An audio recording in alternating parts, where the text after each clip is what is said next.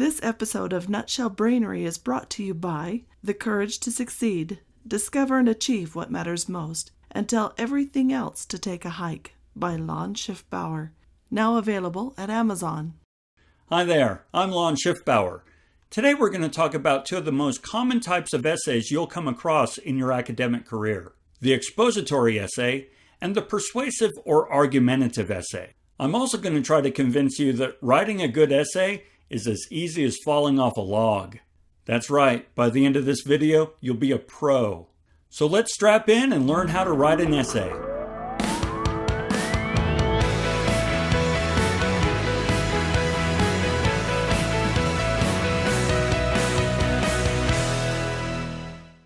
Let's begin with a look at the expository essay.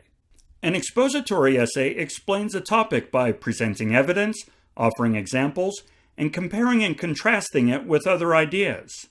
It also offers a deeper analysis of a topic by breaking it down into its constituent parts and then examining each one of these parts in its own light. That way, when the writer brings the information back together, the reader can have a new understanding of what was perhaps considered an old and tired topic. This means that the topic of your expository essay is one that is already generally accepted.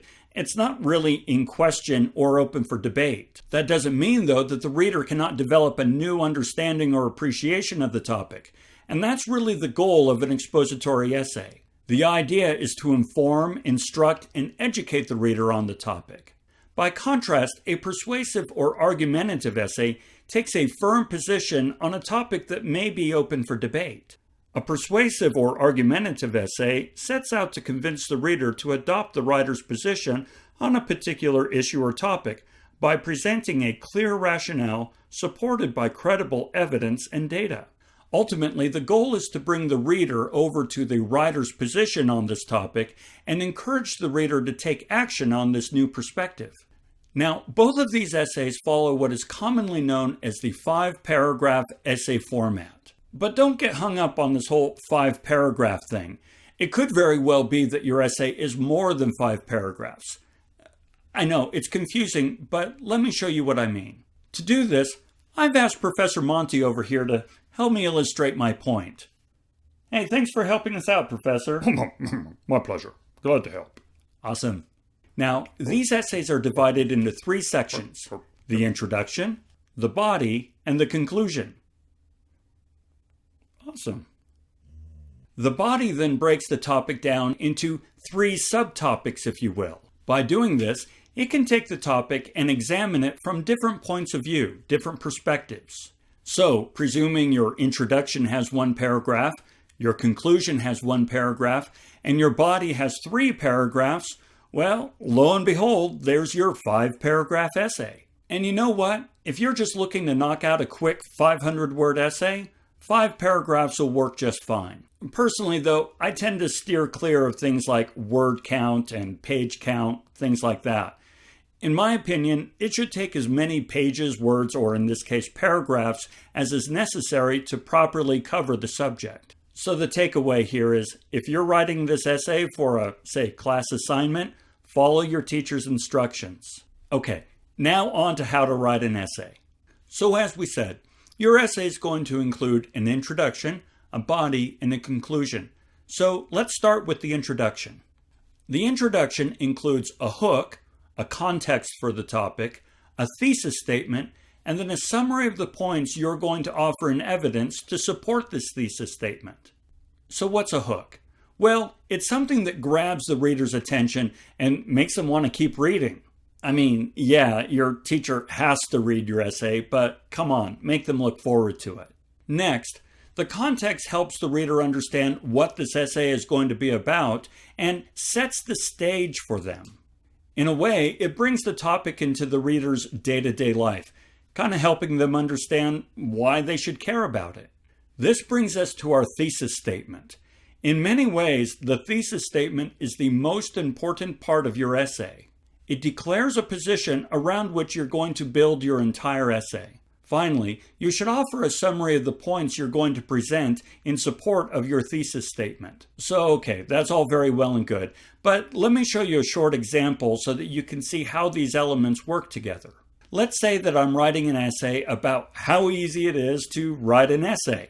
So then my introduction might look something like this. Hook. Writing an essay is as easy as falling off a log. Context. This may come as a surprise to students who have struggled with the process, but it doesn't have to be difficult. Thesis statement.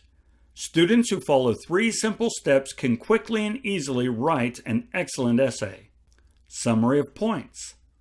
These steps include outlining the essay before starting, finding easily accessible, credible sources, and practicing simple proofreading techniques.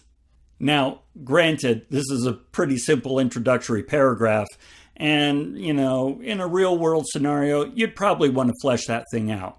But you get my point. You see how the 4 elements are there and how they all work together. This brings us to the body of our essay.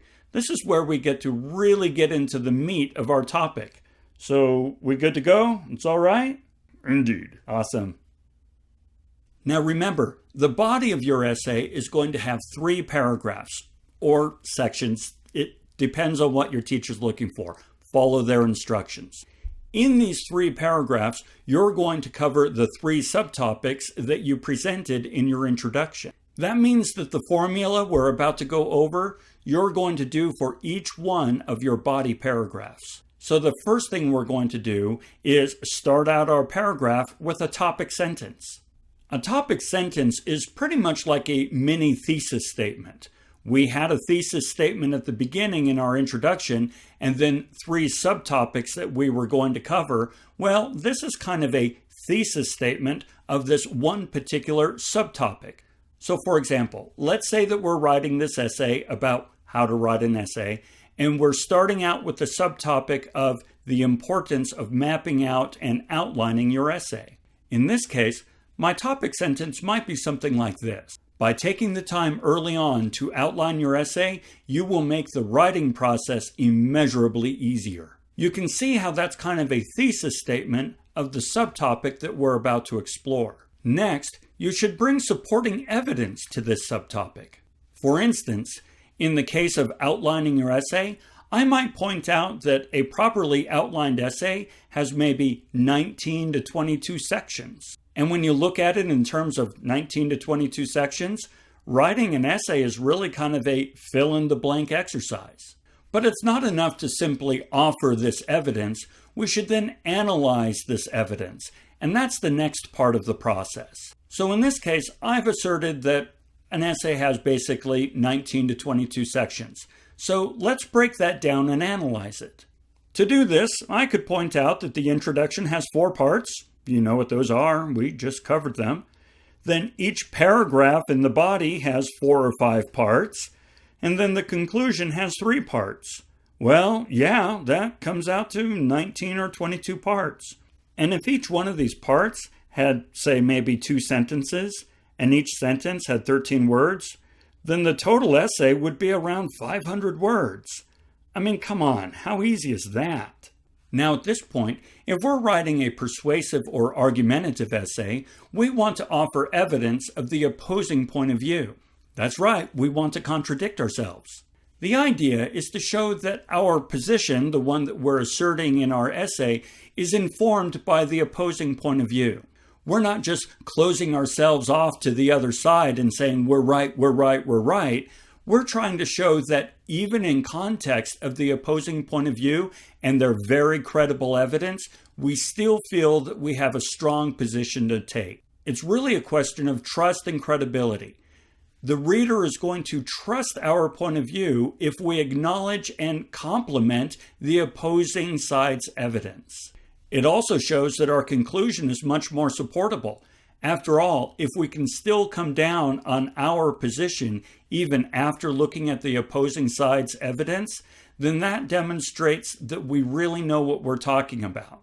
Finally, each one of the paragraphs in your body section should end with a transition. This helps us take the reader by the hand and help them through the information we're providing step by step. Finally, we want to end our essay with a conclusion. We do this by first restating the thesis statement. The idea is to remind the reader of what we originally set out to accomplish in writing this essay. Next, we offer a summary of the evidence we brought to bear in supporting this thesis statement. Finally, you want to end with a call to action. Ultimately, you wrote this essay with an intent in mind. If it was to educate and inform, you want the reader to go forward into the world with that new understanding and perspective. If you wanted to persuade, then you want the reader to take action based on this new perspective that they've now adopted. And so there we are. Follow this format, and trust me, you can't go wrong. And thank you, Professor. We appreciate it. Quite welcome. Cool. I hope this was helpful. Next time when we get together, we'll talk about how to properly research your topic. I hope you'll join me, and thanks for watching.